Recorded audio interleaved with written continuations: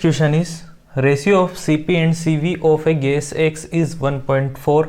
The number of atoms of the gas X present in 11.2 liters of it at NTP will be. देखो एक gas है जिसके लिए Cp और Cv का रेशियो 1.4 दिया हुआ है, ठीक है। तो उस गैस में नंबर ऑफ एटम अपन को पता करना है अगर उसका वॉल्यूम हो 11.2 लीटर्स।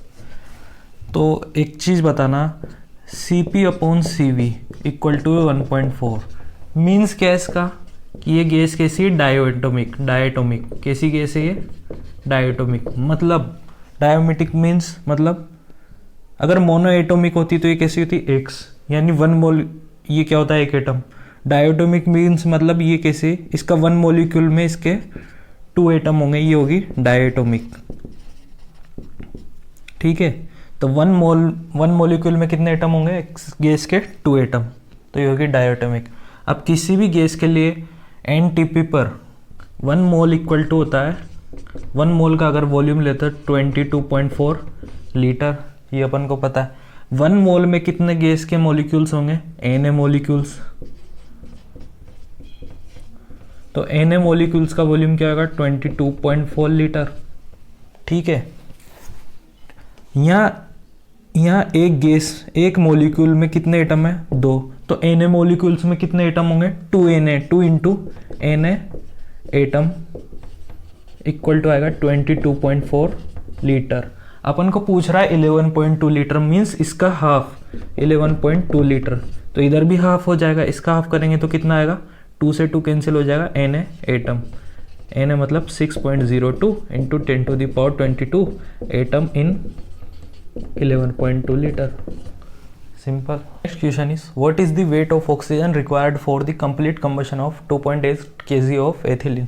तो एथिलीन का इतना वेट दिया हुआ है जिसका कंबशन ऑक्सीजन से करवाया, तो इतने वेट 2.8 kg एथिलीन को कंबस्ट करने के लिए कितनी ऑक्सीजन रिक्वायर होगी वो अपन को फाइंड करना है। तो सबसे पहले क्या करेंगे, रिएक्शन लिखेंगे।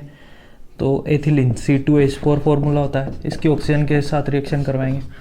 जब भी हाइड्रोकार्बन को ऑक्सीजन के साथ रिएक्शन करवाते हैं तो CO2 प्लस H2O हमेशा रिलीज होता है, ध्यान रखना। तो CO2 प्लस H2O, इसको बैलेंस करेंगे। या 2 कार्बन है तो 2 2 ज़ा 4, या 4 हाइड्रोजन है तो या 2, या 2 ऑक्सीजन, या 2 2 ज़ा 4 प्लस 2 6 ऑक्सीजन, तो यहाँ 3 से मल्टीप्लाई कर देंगे।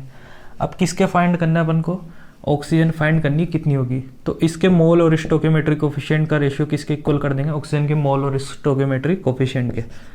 तो moles of C2H4 upon stoichiometric coefficient of C2H4 equal to क्या करेंगे, moles of oxygen upon stoichiometric coefficient of oxygen. तो C2H4 के गिवन वेट है अपन को 2.8 kg। मोल क्या होता है, वेट अपॉन मोलिकुलर वेट। तो वेट अपॉन इसका मोलिकुलर वेट होगा 12 2 ज़ा 28, टोटल 28 अपॉन इसका स्टोकियोमेट्रिक कोफिशिएंट है 1।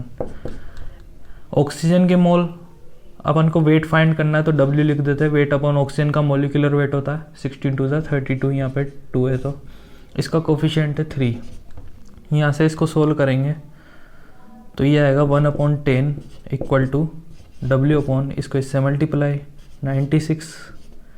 तो वेट कितना आ जाएगा यहाँ से 9.6 kg, ठीक, सिंपल है। Next question is at STP the density of CCl4 vapour in gram per litre will be nearest to. तो CCl4 की डेंसिटी निकालनी ग्राम पर लीटर में स्टैंडर्ड टेम्परेचर प्रेशर कंडीशन पर। अपन को पता है मोल कॉन्सेप्ट है कि STP पर 1 मोल इक्वल टू किसी भी गैस के लिए होता है 22.4 लीटर, ठीक। यहाँ पे इसके 1 मोल का मोलिकुलर वेट कितना होगा CCl4 के लिए, कार्बन का 12, Cl का 35.5, उसको 4 से मल्टीप्लाई करेंगे तो आएगा 142 और उसमें 12 ऐड करेंगे तो आएगा 154। तो 1 मोल इक्वल टू क्या गया 154 ग्राम। मोलिकुलर वेट इसका इक्वल टू क्या होगा 22.4 लीटर। STP पर अपन को क्या निकालनी, डेंसिटी इक्वल टू क्या होता है मास अपॉन वॉल्यूम। निकालनी भी ग्राम पर लीटर में, तो मास रख दें 154 ग्राम। कितने वॉल्यूम में इतना मास, 22.4 लीटर में। इसको सोल्व करेंगे तो ये आएगी वैल्यू 6.87 के नियर अबाउट। तो आंसर हो जाएगा ए। Question is 1 liter hard water contains 12 mg milligram Mg2 plus milliequivalents of washing soda required to remove its hardness. ठीक है, क्वेश्चन क्या कह रहा है कि 1 लीटर हार्ड वाटर लेते हैं तो उसमें 12 mg2 प्लस होता है, उसको रिमूव करने के लिए कितने मिली इक्विवेलेंट्स चाहिए होंगे वॉशिंग सोडा की। तो इसकी रिएक्शन किस तरह से होगी, Mg+2 की रिएक्शन करवाएंगे वॉशिंग सोडा Na2CO3 के साथ, क्या बनेगा Na प्लस एंड MgCO3। ठीक, ये रिएक्शन होगी। तो इस रिएक्शन से अपन क्या लिख सकते हैं, इसके 1 ग्राम इक्विवेलेंट और इसके 1 ग्राम इक्विवेलेंट। इतने 1 ग्राम इक्विवेलेंट को रिमूव करने के लिए 1 ग्राम इक्विवेलेंट NO2CO3 चाहिए। ठीक है, तो gram equivalent of Mg2 plus equal to क्या होगा, gram equivalent of Na2CO3। Gram equivalent क्या होता है, वेट अपॉन इक्विवेलेंट वेट, ठीक है, ऑफ Mg+2। तो वेट कितना इस, ठीक है, यहाँ से ग्राम इक्विवेलेंट ऑफ Na2CO3 आ जाएगा। वेट कितना गिवन है, 12 मिलीग्राम, तो मिली को कन्वर्ट करेंगे ग्राम में तो कितना का 10⁻³ और इक्विवेलेंट क्या होता है, इक्विवेलेंट होता है molecular weight upon n factor. तो इसका मोलिकुलर वेट होता है 24 और एन फैक्टर बिकॉज यहाँ पे पॉजिटिव आयन कितने 2, तो एन फैक्टर क्या होगा 2 इक्वल टू क्या आएगा, ग्राम इक्विवेलेंट ऑफ Na2CO3। यहाँ से इसको सोल्व करेंगे, 2 से 12 टाइम 12 से 12 तो ये आएगा 10⁻³ इक्वल टू, तो ग्राम इक्विवेलेंट ऑफ Na2CO3 कितना आ गया 10⁻³ पर अपन को क्या चाहिए, मिली इक्विवेलेंट। तो ग्राम को मिली में कन्वर्ट करने के लिए किससे मल्टीप्लाई करेंगे, 3 से, 10⁻³ से, तो ये क्या आ जाएंगे मिली इक्विवेलेंट ऑफ Na2CO3। इसको सोल्व करेंगे तो ये आ जाएगा 1, तो यही आंसर हो जाएगा। Next question is 1 cm³ N2O at NTP contents, option given है A B C D, atoms, molecule, electron, all the above. तो N2O का 1 cm³ वॉल्यूम दिया हुआ, उसमें क्या क्या होगा, सॉल्यूशन देखते हैं। सबसे पहले बात करते हैं, किसी भी गैस के लिए 22.4 लीटर में इक्वल टू होता है 1 मोल। तो 1 मोल मीन्स मतलब Na मॉलिक्यूल्स। तो 22.4 लीटर ऑफ N2O कंटेंट्स में कितने मॉलिक्यूल होंगे, Na मॉलिक्यूल्स ऑफ N2O। यहाँ पे क्या करना है, 1 cm³, 22 अपन को पता है 22.4 लीटर, और इसको ऐसे लिख सकते हैं 22,400 मिलीलीटर इक्वल टू क्या लिख सकते हैं इसको, 22,400 cm³। तो यहाँ क्या होगा, 22,400 cm³ ऑफ N2O में क्या होंगे, Na मॉलिक्यूल्स। Na की वैल्यू 6.02 इंटू 10⁻23 मॉलिक्यूल्स। तो 1 cm³ ऑफ N2O क्या होगा, 6.02 इंटू 10⁻23 अपॉन किससे डिवाइड करेंगे अपन, 22,400 मॉलिक्यूल्स इक्वल टू, तो मॉलिक्यूल्स की बात कर लेते तो यहाँ से ये मॉलिक्यूल्स मतलब ये ऑप्शन सही है। ठीक है, अब बात करते हैं कितने एटम होंगे। अपन को पता है 1 N2O में 3 एटम्स है, 1 N2O में 3 एटम्स है। ठीक है, 1 N2O में 3 एटम्स है, तो इतने N2O के मॉलिक्यूल्स में कितने एटम होंगे, तो इसको 3 से मल्टीप्लाई कर दूंगा, एटम्स इंटू 3 एटम्स, क्योंकि अपन को पता है 1 N2O का मॉलिक्यूल्स इक्वल टू उसमें 3 एटम है, तो इतने में कितने होंगे, इतने एटम होंगे। 3 से मल्टीप्लाई करने पर आ जाएगा ये एटम 1.8 अपॉन 2004 इंटू 10⁻22 एटम्स। ठीक है, तो ये ऑप्शन भी, फर्स्ट ऑप्शन भी सही है। अब बात कर लेते हैं इलेक्ट्रॉन की। अपन को पता है 1 N2 में कितने इलेक्ट्रॉन होंगे, एक नाइट्रोजन का 7, दूसरे नाइट्रोजन का 7 प्लस ऑक्सीजन का 8, तो आएगा 22 इलेक्ट्रॉन। तो इतने में कितने इलेक्ट्रॉन होंगे, इतने एटम्स में, इतने मॉलिक्यूल में कितने इलेक्ट्रॉन होंगे, तो उसको किससे मल्टीप्लाई कर देंगे अपन 22 से, तो क्या आएगा 6.02 इंटू 10⁻23 अपॉन 22,400 इंटू 22 इलेक्ट्रॉन। ठीक, तो इसको इससे मल्टीप्लाई करेंगे तो ये आएगा 132 और ये 1.32 into 10⁻23 upon 224 electrons. Two solutions of a substance are mixed in the following manner. 480 ml of 1.5 molar first solution plus 520 ml of 1.2 molar second solution. What is the molarity of final mixture? ठीक है, तो इसमें क्या हुआ, different molarity के different volume को मिला दिया गया है। ठीक है, तो जो फाइनल मिक्सचर बनेगा उसकी अपन को मोलारिटी फाइंड करनी।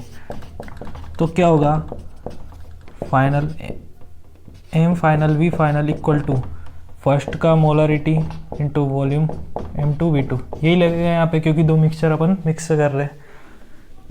और जो फाइनल वॉल्यूम होगा वो कितना होगा, इन दोनों को मिक्स किया तो V1 प्लस V2। ठीक, तो M1 कितना है 1.5 इंटू V1 कितना है 480 ml। इसको लीटर में कन्वर्ट करो या फिर ना करो, वो नीचे भी क्योंकि ml में आएगा पूरा, तो ml से ml कैंसिल हो जाएगा। ठीक है, M2 कितना है 1.2 इंटू इसका वॉल्यूम दे रखा है 520 अपन क्या करेंगे, VF इधर चला जाएगा डाउन में, तो 480 प्लस 520 हो जाएगा। ठीक है, इसको अपन सोल्व करेंगे तो मोलारिटी आ जाएगी 1.344 m फाइनल मोलारिटी, ये answer. Next question is what is the molarity of 0.2 normal Na2CO3 solution. यहाँ पे इसकी मोलारिटी फाइंड करनी। अपन को पता है नॉर्मलिटी इक्वल टू क्या होता है, n फैक्टर इनटू मोलारिटी।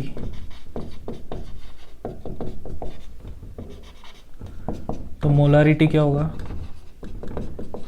इन normality upon n factor.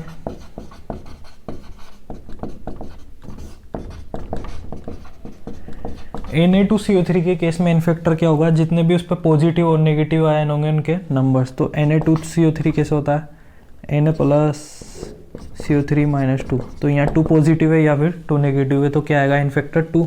Normality कितनी गिवन है 0.2 अपॉन 2 इक्वल टू मोलारिटी, तो मोलारिटी कितनी आ जाएगी 0.1, answer. Next question is 1 kilogram of a sea water sample contains 6 mg of dissolved oxygen. The concentration of oxygen in the sample in ppm is. ठीक है, तो अपन को इसमें ऑक्सीजन का कॉन्सेंट्रेशन फाइंड करना है ppm में। तो कॉन्सेंट्रेशन क्या होता है ppm में, क्या होता है, mass of solute upon mass of solution into 10⁶। तो मास ऑफ सोल्यूट कितना है 6 मिलीग्राम। तो मिलीग्राम को ग्राम में कन्वर्ट करने के लिए 10⁻³ से मल्टीप्लाई करेंगे। मास ऑफ सॉल्यूशन कितना है 1 kg, तो 1 kg को ग्राम में कन्वर्ट करने के लिए 1000 से मल्टीप्लाई इंटू 10⁶। ये क्या होगा 6 इंटू 10⁻3 से 3 कट जाएगा 10⁻³ माइनस 3, ये क्या हो जाएगा 6। तो आंसर क्या आ जाएगा 6। A hydrocarbon is composed of 75% carbon. The empirical formula of the compound is, option दिए हुए। ठीक है, ये क्वेश्चन सिंपल है पर हम जल्दबाजी में कभी क्या मिस्टेक्स कर देते हैं। 75% कार्बन और हाइड्रोजन मतलब कितना हो गया 25%, तो डायरेक्ट अपन कौन सा ऑप्शन देखते हैं ये, और ये टिक कर देते हैं जो कि रॉन्ग है। ठीक है, तो कैसे करना है इसको, कार्बन हाइड्रोजन ये कितना है 75%, ये कितना है, तो हाइड्रोजन कितना होगा 25%। इनको इनके एटॉमिक मोलर मास से डिवाइड करते हैं 75/12, 25 अपॉन हाइड्रोजन का 1। इसको सोल्व करेंगे तो आएगा 6.25, ये आएगा 25। फिर इनका सिंपल रेशियो लेते हैं, तो सिंपल रेशियो लेने के लिए छोटे वाले से सबको डिवाइड कर देते हैं। तो इसको भी 6.25 से, इसको भी 6.25 से, तो तो रेशियो क्या आ जाएगा यहाँ पे 1, इससे ये 4 टाइम, तो 1:4, तो आंसर होगा CH4। ठीक, इस 1 litre oxygen gas at STP will weigh. तो 1 लीटर ऑक्सीजन गैस का STP पे वेट बताना है। अपन को पता है 1 मोल किसी कोई भी गैस हो उसके 1 मोल का STP पे वेट कितना होता है, 22.4 लीटर। ठीक है, तो 1 मोल में ऑक्सीजन का कितना वेट होगा उसके मोलिकुलर वेट के इक्वल। तो ऑक्सीजन O2 का मोलिकुलर वेट क्या होता है, 32 ग्राम, इक्वल टू 22.4 लीटर। तो 1 लीटर क्या हो जाएगा ऐसे, 32/22.4 ग्राम, इक्वल टू इसको सोल्व करेंगे तो आएगी वैल्यू 1.428 ग्राम। ठीक है, equal to 1 litre of oxygen. ये नियर अबाउट किसका आएगा, 1.43 ग्राम के। तो ये आंसर